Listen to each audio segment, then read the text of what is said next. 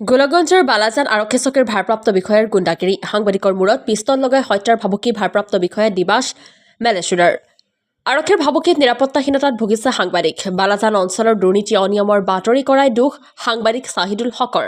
বালাজান আৰক্ষী চকীৰ ভাৰপ্ৰাপ্ত বিষয়া দিবাশ মেলচুৰাৰ বিৰুদ্ধে গৌৰীপুৰ থানাত এজাহাৰ দাখিল শনিবাৰে নিশা ৮ বজাত কোনো প্ৰশ্নৰ অৱতাৰণা নকৰি আৰক্ষী বিষয়া মেলচুৰাই 2 আৰক্ষী কনিষ্টবলক লগত লৈ বালাজানৰ ৰাজহুৱা স্থানৰ পৰা চুচৰাই নি আৰক্ষী চকীত 3 ঘণ্টা ধৰি আবদ্ধ কৰি চলাই শাৰীৰিক আৰু মানসিক অত্যাচাৰ 3 ঘণ্টামানৰ মূৰত পৰিয়ালৰ লোকক সমজাই দিয়াৰ পূৰ্বে দিয়ে হত্যাৰ ভাবুকি মূৰত পিষ্টল লগাই হকিয়নি কাৰোবাক অৱগত কৰিলে দিয়ে এনকাউণ্টাৰৰ ভাবুকি চৰম নিৰাপত্তাত ভুগি দেওবাৰে নিশা গৌৰীপুৰ থানাত দাখিল কৰে এজাহাৰ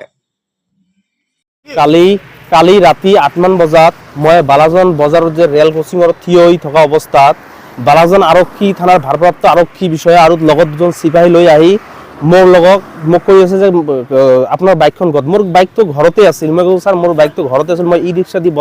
বজাৰত আহিছোঁ কিন্তু কয় আপোনাৰ কাগজ দিয়ক মই কওঁ মোৰ গাড়ী নাই কাগজ কেনেকৈ আপোনাক দিম এই দুই গতে কথা হোৱাৰ পিছতে চিপাহী দুজনক কৈ মোক কলাত ধৰি চৌচৰাই থানালৈ লৈ যায় থানালৈ লৈ যোৱাৰ পিছত মোক এৰি দুটা হোচা মাৰে বালাজান আৰক্ষী ভাৰপ্ৰাপ্ত আৰক্ষী বিষয়াজনে দুটা মোক হোচা মাৰাৰ পিছত চিপাহীক মাতি যিজনক ধৰি মোক মানসিকভাৱে টৰ্চাৰ কৰে আৰু লগত কৈছে যে এই কথা যদি কোনোবাই জানে মোক বন্দুক দি বন্দুক আনি মোৰ মাথাত মোৰ মূৰত লগাই দি কয় যে এতিয়াই কিন্তু তোক এনকাউণ্টাৰ কৰি দিম আৰু জোৰ জবস্তি মোৰ মোবাইল দুইজন চিপাহী আৰু ভাৰপ্ৰাপ্ত আৰক্ষীজনে মোক জোৰ জবস্তি ধৰি মোবাইলটো কাঢ়ি লয় আৰু পিছত মোক বহুতো ৰেগিং অৱস্থাত কৰাইছে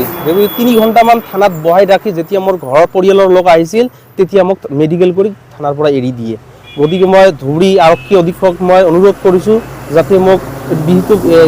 তদন্ত কৰি বিহিত ব্যৱস্থা ন্যায় প্ৰদান কৰে আৰু মোক এতিয়া ভুগি আছোঁ মানে মোক আৰু ধমকি দিছে যদি আপোনাৰ যদি দেখা পাওঁ যে থানাৰ ওচৰে পাছৰে তেতিয়া কিন্তু আপোনাক তুলি লৈ ডকাইতি কেছত ফৰৱাৰ্ড কৰিম